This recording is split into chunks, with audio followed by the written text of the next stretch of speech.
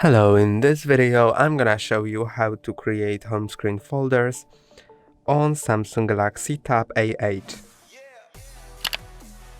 You can see that there are some pre-installed folders on home screen, and if you want to create a similar one, just press and hold on an app you want to add to the folder, then drag it over another app, and now the folder is created. As you can see, you can click on the folder name to rename it.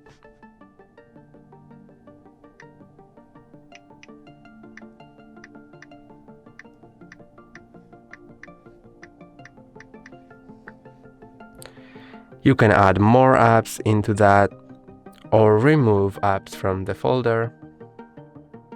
And that's all for today. Don't forget to like and subscribe. See you next time.